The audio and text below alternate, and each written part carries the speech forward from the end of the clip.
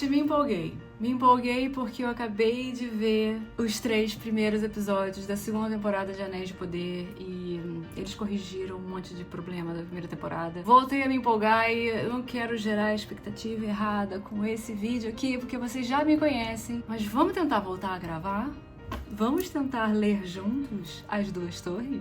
Meus queridos, vocês não existem. Muito, muito, muito obrigada por todos os comentários. Eu acompanhei os comentários, as curtidas. Muito, muito obrigada. Como sempre aqui, esse apoio no canal é o que faz a diferença. Eu sei que eu tô super atrasada, eu sei que eu tô devendo, mas não tá fácil. Bom, terminamos Sociedade do Anel. Agora vamos começar Duas Torres. Será? São 11 capítulos do livro 3 e 10 capítulos do livro 4, com direito às inscrições em Tengua e em runas, suas versões em português, as notas sobre as ilustrações, no finalzinho que a gente vai chegar lá. Vale lembrar que Duas Torres, minha gente, foi publicado no dia 11 de novembro de 1954. No mesmo ano de Sociedade do Anel, só que alguns meses depois. Nos Estados Unidos é que só chegou no ano seguinte, em 1955. Muita coisa acontece em 1954, mas eu trouxe aqui as datas mais pertinentes, pra vocês terem uma noção aqui de paralelismos. Uma data muito importante que eu não podia deixar de trazer aqui é que o Burger King abriu nesse ano, em dezembro desse ano. O primeiro single do Elvis é lançado. Gente, a Oprah tava nascendo. Senhor das Moscas foi lançado em setembro. O Hemingway ganhava o Nobel de Literatura nesse ano, galera. Olha o naipe do contemporâneo ali, desse livro aqui, de Tolkien. Não só desse, mas como da Sociedade também, como a gente já falou. Nessa edição aqui da Harper, começa com um resumo de tudo que aconteceu ali no finalzinho da Sociedade do Anel, mas como a gente já, passou por isso, eu vou pular essa parte. Então vamos ao começo. Duas Torres, capítulo 1, livro 3, A Partida de Boromir. Tal como o filme, a gente já viu, Sam foi embora com o Frodo. E lembram que Legolas e Gimli saíram correndo? Aragorn também. E o Boromir foi atrás do Merry e do Pippin a pedido do Aragorn. Uma bagunça essa hora. Rompimento da sociedade total. O capítulo já começa o Aragorn procurando pelo Frodo, já naquela bagunça, usando aquele super poder dele de caminheiro. Ranger. Vocês sabem que ele tem essa skill maravilhosa de ler a terra batida, Ele consegue ler tipo horóscopo, tipo astrologia, mapa astral. Mais bizarro que o Aragorn rola um D20, ele tira 20 todas as vezes. Mas eis então que ele escuta a trompa, a não ser confundido com tromba, de Boromir. E ele sai correndo gritando: Elendil! E Boromir ainda está vivo quando o Aragorn o encontra. Eles trocam aquelas poucas, mas lindas palavras. É tão emocionante quanto no filme. Ai, gente, sério. They took the little ones. Frodo. Where is Frodo? I let Frodo go. Then you did what I could not. I tried to take the ring from him. The ring is beyond our reach now. Forgive me. I did not see. I have failed you all. No, you fought bravely. O mais legal é que enquanto você tá lendo esse arrependimento do Boromir, a redenção dele, a descrição é que ali em volta mais de 20 orcs, tem mais de 20 corpos de orc. Você vê a bravura do Boromir, você vê como que eram. Maluco, esse personagem é muito foda. Eu sou muito pela saco do Boromir, cara, eu adoro. E aqui a cena da morte do Boromir, é claro que ela é triste, ela pega um pouco a gente, ela é emocionante, mas ela não é descrita de uma forma hollywoodiana para que a gente chore. Eu acabo chorando porque tem todo um emocional envolvido até pós-filmes, mais ainda do que da primeira vez que eu li. Mas eu confesso que eu chorei muito mais no filme. Mesmo pensando nas vezes que eu chorei lendo essa passagem, porque aí quando você tá relendo, você pensa toda a nostalgia não só do momento da leitura, quando a gente leu pela primeira vez, mas a gente acaba botando assim, sem querer, querendo, a imagem lá do Viggo Mortensen e do Sean Bean, Broderagem maravilhosa dos dois ali naquela cena incrível e emocionante da morte do Boromir no filme. Inevitável. I would have followed you, my brother. My captain. My king.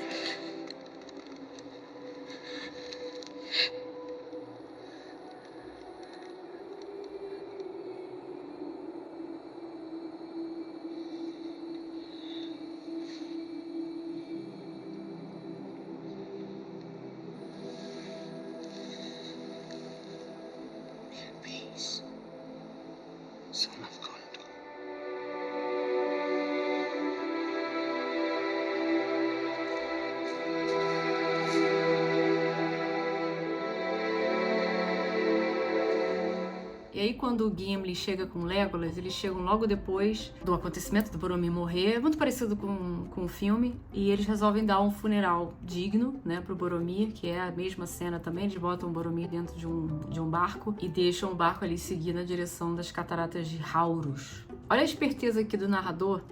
Ele usa esse momento para resumir, para narrar, né, o que aconteceu com o trio, e que são coisas importantes que o leitor precisa saber. E a explicação aqui, que quando eles estão procurando as armas para Lute, né, as armas dos orcs, eles encontram as armas do Merry e do Pippin, que já explica, né, que o Merry e o Pippin foram levados, e também que a situação de esperança do narrador é que quando o Aragorn vê, ele pega as armas e guarda para o momento em que ele finalmente encontrar com os hobbits e poder devolver essas armas. Você fica, E a conclusão que eles chegam, que o Frodo e o Sam não estão juntos, do Merry e do Pippin tendo sido levados pelos orcs, é que quando eles voltam para o barco, eles percebem que as mochilas, tanto do Sam quanto do Frodo, sumiram, assim como um dos barcos. E eles, nessa hora, obviamente, eles sacam.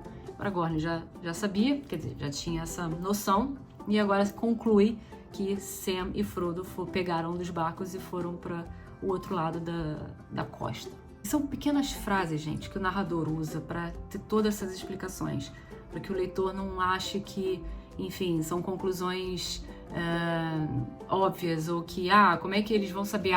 Não precisa explicar, vamos passar batido. Essa coisa do escritor preguiçoso, não vou explicar, mas tá ali, entenda quem quiser, e não é bem assim. O narrador só precisa de uma frase, uma palavra, às vezes poucas palavras, né? Meia palavra para bom entendedor basta. Tolkien faz isso muito bem, e eu vou ser escraçada agora por ter dito isso, porque vocês vão dizer que ele descreve muito, como sempre. Olha só, eu voltei com esse assunto aqui. Tem meses que eu não gravo vídeo, gente. Eu vou repetir todas as paradas que eu já falei nos outros vídeos. Desculpa, peço desculpa desde já.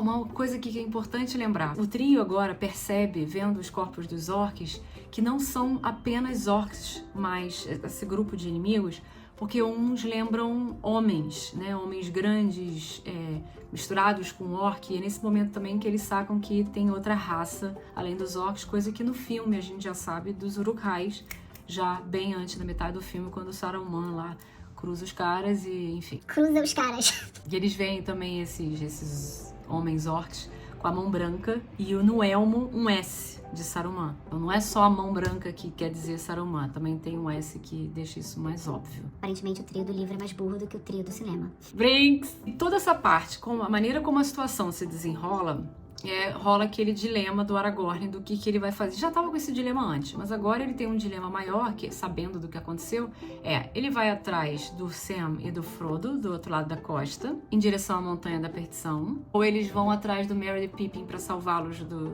Como é que ele fala no filme? You will not abandon Merry and Pippin to torment and death. Not while we have strength left. Leave all that can be spared behind. É tão sexy. Também aqui, assim como no filme, ele sente que seu coração já não tá mais na missão. O tempo da Sociedade do Anel acabou. Aragorn. We travel light, diz ele para Gimli e Legolas. Let's hunt some orc. É muito isso, gente. O legal também é que aqui o Legolas, ele tem que abastecer a sua aljava de flechas, porque afinal elas ficam vazias depois de um tempo, né? Isso não mostra muito bem no filme, e olha, eu vou te falar, no livro também não tem isso não. Flechas infinitas. É que nem ir tomar banho ou ir ao banheiro nos filmes. Não precisa, você não precisa ficar mostrando que ele em algum momento vai abastecer as flechas, dando loot, né? Fazendo loot nos corpos todos das pessoas que eles mataram. A gente sabe que isso acontece. Parem de preciosismo boboca. Agora os 3 bravos caçadores, guerreiros, lindos, elfo, anão e homem, seguem sua aventura, né? Correndo atrás dos nossos pequenos hobbits. E aqui termina o primeiro capítulo. É um capítulo super curto e talvez, mas muito talvez, por conta da influência do filme, que pega muito dessa parte aqui para terminar o primeiro filme, que faz mais sentido para a narrativa do cinema, eu me pego pensando se o livro não deveria ter terminado aqui também. Eu sei que eu posso estar muito influenciada, é verdade, mas pensa em arco da história e de personagens. Há de fato um encerramento da Sociedade do Anel e um fim para uma primeira aventura, né? O arco de desenvolvimento dos personagens não se fecha, mas ele se desenvolveu do início ao fim, pelo menos em relação a Sociedade do Anel até o momento dela ser rompida. Eu até me pergunto se na hora da divisão, porque afinal, como vocês sabem, eu já falei isso nos outros vídeos, Tolkien sempre pensou nesse livro como uma obra única, nunca como uma trilogia. Ele dividiu como trilogia, foram os editores, a editora, enfim. E eu pego me pensando se o editor, nesse momento, o primeiro editor lá, back em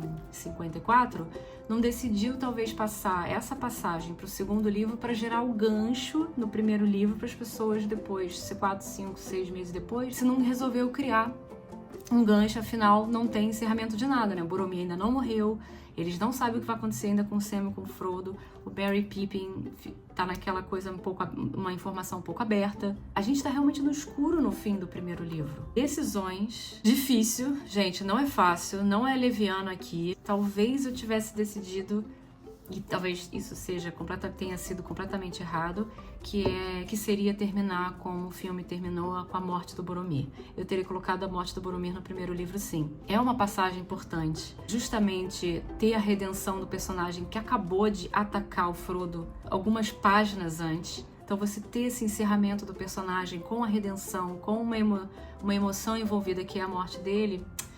Ah, gente, teria sido importante. Mas enfim, eu não vou ficar aqui discutindo também como deveria ter sido ou não. Quem sou eu pra falar isso, né? Fala sério. A decisão foi essa. Temos esse capítulo como o primeiro capítulo do livro 3 das Duas Torres. O que é um ponto positivaço pro Peter Jackson, né? Vamos combinar, pro cinema. Ele decidiu fazer dessa forma, vendo que o Duas Torres começava desse jeito, pegou e falou, não, vamos... Roteiristas, ele, a esposa dele, os outros envolvidos, e fecharam bonitinho ali no primeiro filme. Ficou lindo, né? Aquele Frodo e Sam andando pra atravessar, poxa, que barquinho, né? Seguindo. Aliás, que coisa maravilhosa. Tem uma informação legal aqui também de comparação entre filme e livro, que é, no filme a gente vê o Aragorn tendo tido a oportunidade de se despedir do Frodo antes, né? Ele, aqui no livro não, mas no filme sim, tem toda aquela cena da batalha, Merry e Pippin ajudando o Frodo a fugir, eles também sabiam. Depois a batalha do Aragorn, né, sendo tentado pelo anel e fechando a mão do Frodo, dizendo não quero, e eu teria ido contigo até o fim, até o fogo de Mordor. Into the very fires of Mordor. Puta, essa cena. Ai, caraca. E ele meio que diz isso no livro, gente. Não acontece nada disso, essas batalhas, o Merry e Pippin ajudando nem nada, mas o Aragorn fala pro Gimli e pro Legolas essa frase, eu teria ido com ele até o fim. Vamos combinar que o final do filme, Sociedade do Anel, é uma obra-prima, gente. Sam. I'm glad you're with me.